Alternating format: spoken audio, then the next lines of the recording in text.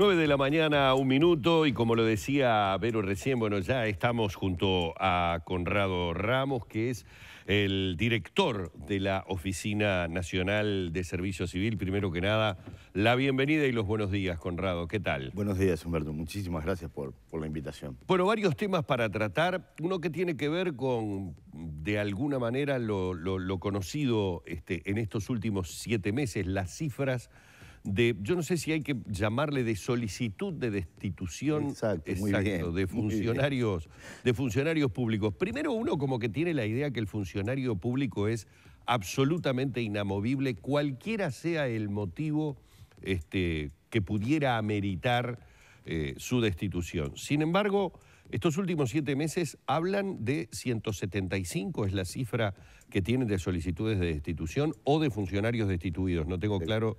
No, muy bien lo dijiste tú, solicitudes de destitución. Eso se debe a que cuando el organismo encuentra méritos como para solicitar la destitución, hay un organismo garantista que es la Comisión Nacional del Servicio Civil, que está compuesta por, bueno, la preside el director del Servicio Civil, pero también hay prestigiosos juristas, especialistas en derecho administrativos, hay representantes de COFE, que analiza el pedido de destitución de un organismo público. Y nosotros lo que hacemos es, vemos si hay mérito o no suficiente en ese pedido de destitución y aconsejamos la destitución. Por lo general te diría que el 95% de los casos terminamos aconsejando la destitución, está bien fundada. Claro, entonces nos queda alguna duda de comenzamos con un primer paso que habla de un funcionamiento correcto en el hecho de que el pedido está fundamentado, sí, claro, se realiza la investigación y efectivamente se recomienda esa destitución. ¿Podemos dar algunos ejemplos de esos fundamentos? ¿De qué estamos hablando? Sí. ¿Qué es lo que amerita la destitución de un funcionario público? Por lo general son faltas muy graves. Como se sabe, los criterios para solicitar la destitución tienen que ser omisión, ineptitud o delito.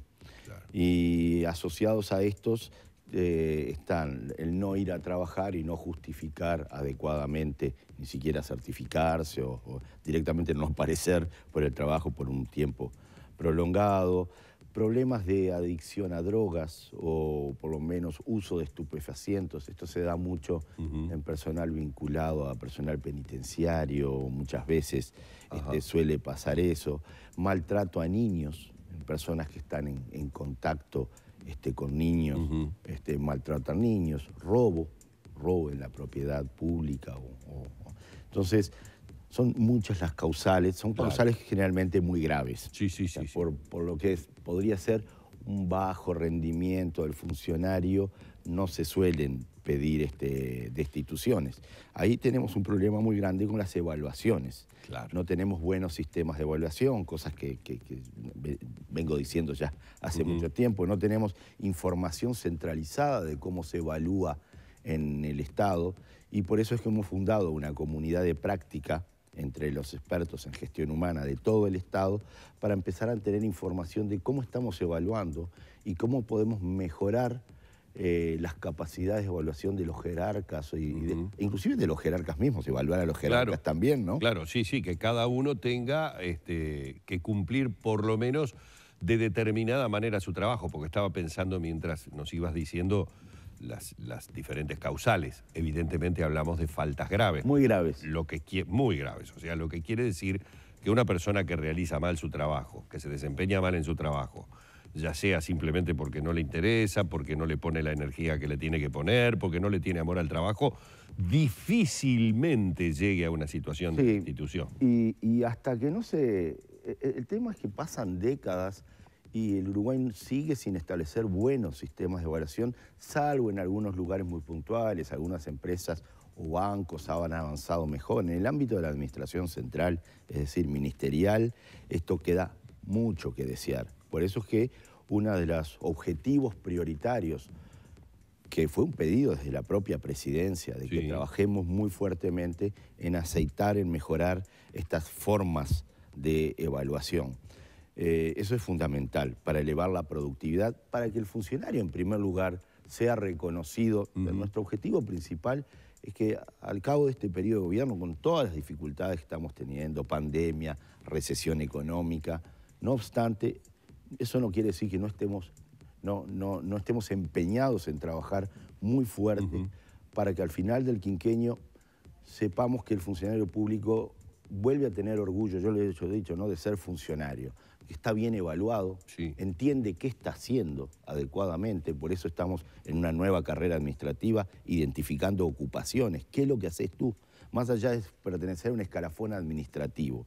¿Sos liquidador de sueldos? Claro. Bueno, eso no es escalafón administrativo en términos generales. Soy un liquidador de sueldos. Claro. ¿Cuánto se paga el liquidador de sueldos en el Estado? Sí, a veces uno no entiende muy bien desde el lugar en el que siempre ha trabajado a nivel privado que las reconversiones o determinadas situaciones en determinados organismos determinan que gente que se había dedicado durante 30 años o 20 años de su vida a trabajar en el ferrocarril termine, no se sabe dónde, decir, pero ¿de qué va esa persona a ese otro lugar en el que se redistribuyó?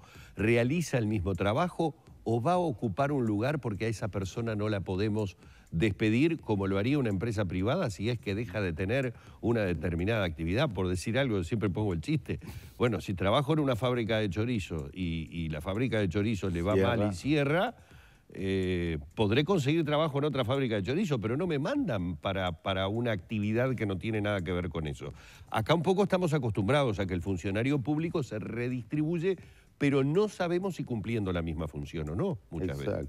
Hay veces que hay, o nosotros vamos a intentar, en este periodo estamos haciendo reestructuras con excedencias, probablemente con posibilidad de declaración de excedencias, cuando hay perfiles. Tengo un perfil de 8 funcionarios con el mismo perfil de actividad y en realidad necesito 4 de ellos, porque me están faltando otros 3 perfiles agrimensores, catastro, que no los estoy pudiendo obtener. Entonces, quizás hay sobra un determinado tipo de perfil y me está faltando otro. Cuando sobren algunos perfiles, algunos de esos funcionarios, esos cargos, serán declarados excedentarios. Entonces, van a una nómina de redistribución. Pero quizás ese perfil de funcionario, un administrativo, estoy inventando, se pueda necesitar en otro lado. Hay ausencias de administrativos en algunos ámbitos. Más allá de que el proceso de digitalización, estamos yendo hacia una administración mucho más digitalizada, hace que tareas que antes se hacían manualmente, hoy en día, al ser digitalizado, se necesitan menos puestos de trabajo. Esto de la reconversión industrial ocurre en el sector privado y obviamente tiene que ocurrir también en el sector público. Pero entonces, lo que nosotros hacemos con la nómina de redistribución es estudiar mucho el perfil de ese funcionario y ver si hay pedido de ese perfil en otro ámbito del Estado donde falte. Y si con poco, con algunos cursos de capacitación, ese funcionario puede estar reciclado y sigue sirviendo bien. De lo contrario, sí, podrá ameritar y daremos incentivos al retiro, como para que realmente nos quedemos con los perfiles de funcionarios que necesitamos. O sea, nosotros estamos trabajando para la ciudadanía, gobierno, funcionarios, ese es el foco que se debe tener, brindar servicios de calidad. Con lo que preguntaba recién Humberto y lo que estabas señalando, ¿qué tiene que pasar con los pases en comisión? ¿Se tienen que terminar o no? Porque además los pases en comisión cortan transversalmente a todos los partidos políticos. Nadie puede sacar coronita de que yo no lo hago. El problema de los pases en comisión es realmente complejo, ¿no?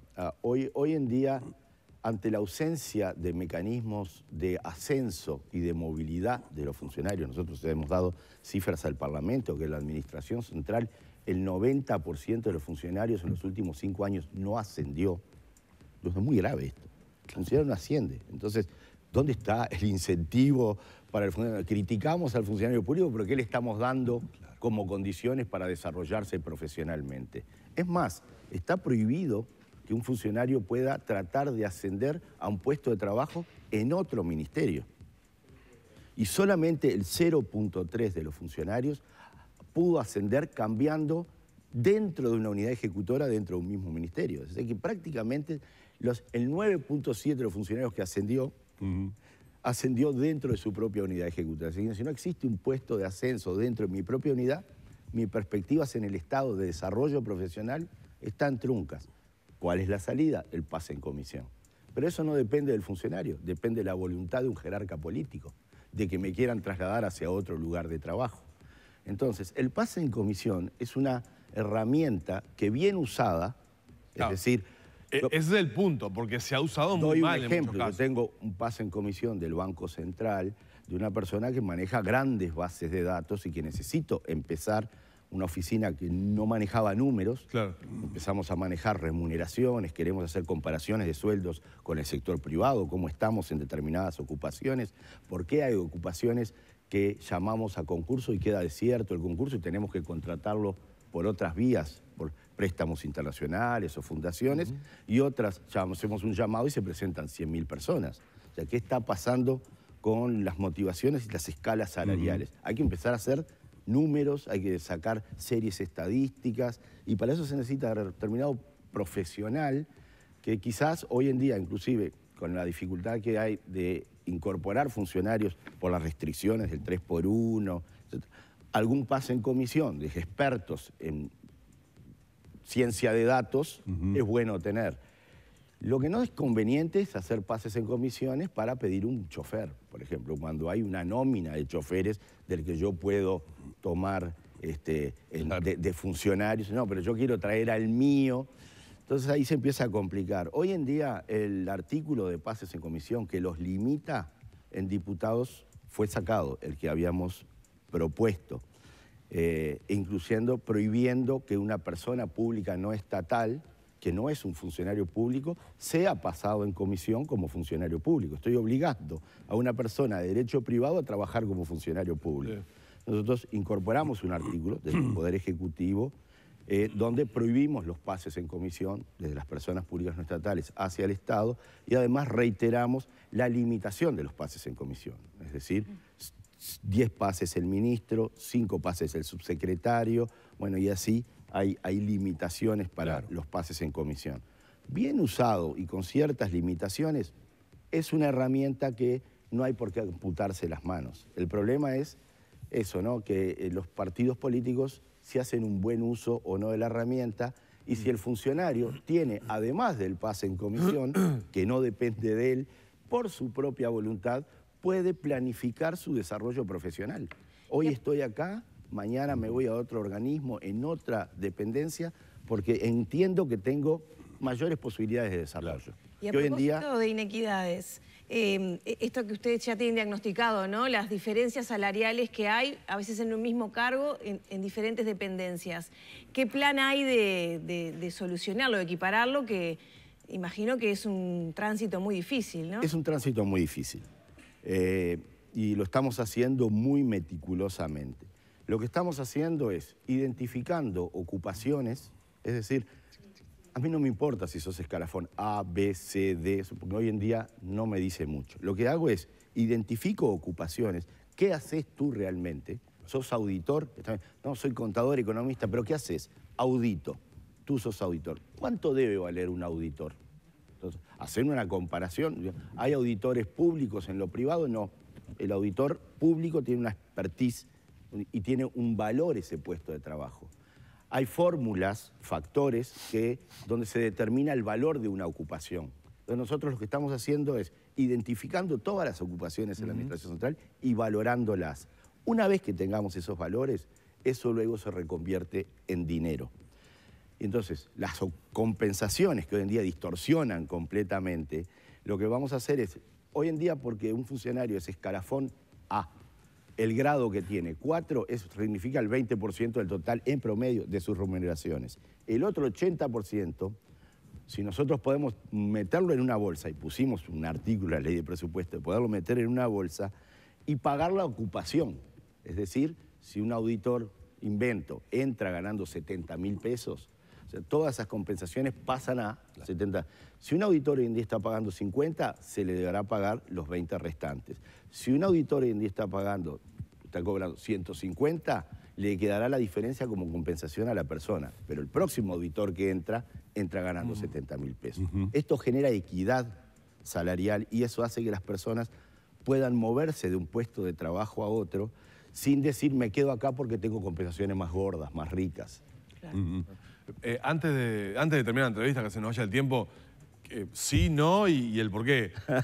¿Está pronto el informe de Thomas sobre los viajes? ¿Qué dice? Sí, está pronto. No se puede decir qué dice absolutamente porque hay una exigencia legal de secreto en la investigación administrativa. Cualquier filtración que se produce en estas investigaciones administrativas pueden llevar a la nulidad del proceso. ¿Ya lo tiene el presidente? El secreto sí ya fue entregado. Lo que no se puede decir es absolutamente nada. Claro. Ni sobre el proceso conviene, ni sobre el contenido, mucho menos. Bien, y trabajaron sin problemas. No me digas qué dice el informe. Sí. Lo que te quiero preguntar es, ¿trabajaron sin problemas? Fueron, las conclusiones, digamos, no tuvieron claroscuros. Fue Ariel Sánchez el que condujo claro. la investigación administrativa y te diré, yo mismo me abstuve de preguntar, che, ¿y cómo va? Por estas cosas no corresponde, se tiene que trabajar con un aislamiento total, con un trabajo muy profesional y cualquier interferencia es nociva al propio proceso. O sea que la Oficina de Servicio Civil terminó acá en el tema Toma. Exactamente. Entregó el informe y punto. Exacto. Conrado, muchísimas gracias. Un placer haberte tenido nuevamente en la mañana. Gracias a ustedes por permitirnos, aparte, explicar quiénes somos, qué hacemos desde el Servicio Civil. Me parece muy bien. Conrado Ramos, director de la Oficina Nacional de Servicio Civil, una vez más aquí en la mañana de Arriba Gente.